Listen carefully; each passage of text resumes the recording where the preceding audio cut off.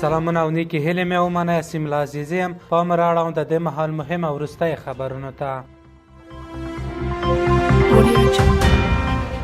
د افغانستان په اړه د تهران سیمه ییزه غونډه نن پیل شوه. د ایران د بهرنیو چارو وزیر سید عباس عراقچي په دې غونډه کې وویل چې د افغانستان د ثبات او پرمختګ نه یوازې یوه بشري اړتیا ده بلکې د ټولې سیمې لپاره یوه ستراتیژیک اړتیا هم ده. په دې ناسته کې د کابل او اسلام آباد د ستونزو حل ته لارې لټول اساسي موضوعات ګڼل کیږي، خو اسلامي امارت پکې ګډون نه دی کړی. په دې ناسته کې د روسیې او چین په شمول د سیمې هیوادونو استازي برخه لري.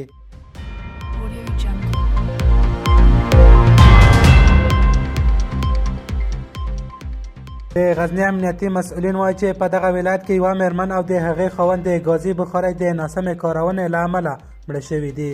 د غزني امنیتي قمندانۍ په یوه خبرپاڼه کې ویلي چې دغه پیښه وړمه شپه د غزني ښار څلورمې حوزې اړوند د پښتون آباد په سیمه کې شوې ده. د خبرپاڼې له مخې یاده پیښه د ګازي بخارۍ د ناسم استعمال له امله شوې.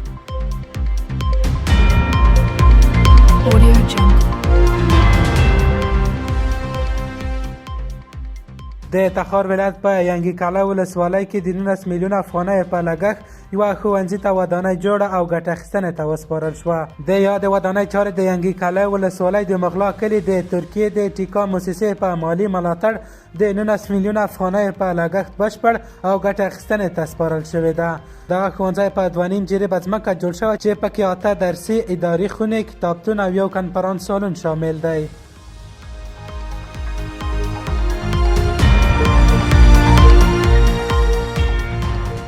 د امریکا ولسمشر ډونالډ ټرمپ په سوریه کې پر امریکایي سرتیرو برید غندلی دی. دغه برید چې د سوریه د امنیتي ځواکونو د یوه غړي له لورې ترسره شوی، 2 امریکایي سرتیري او یو ژباړن پکې وژل شوی دی. د روټرز خبري اژانس د راپور له مخې بریدګر د امریکا او سوریې ځواکونو یو ګډ کاروان په نښه کړی. ټرمپ ویلي دغه پیښه د سوریې په یوه ناامنه سیمه کې شوې چې بشپړ کنټرول پرې نشته.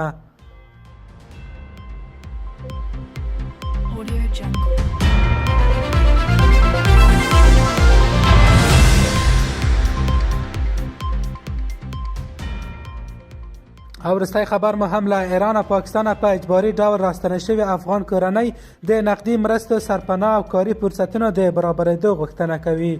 یو شمېر راستنه شوي کډوال وایي له کلونو کډوالۍ وروسته تش لاس هېواد ته راستنه شوي او د ژمي له رارسېدو سره له جدي ستونزو سره مخ دي. د کډوالو د حقوقو فعالان هم د کډوالو د جبري ایستلو، د درولو او د بیړنیو بشري مرستو د زیاتېدو غوښتنه کوي. قدرمنو اورېدونکو، خبرونه مو هم دومره وو. تر بیا ښې چارې.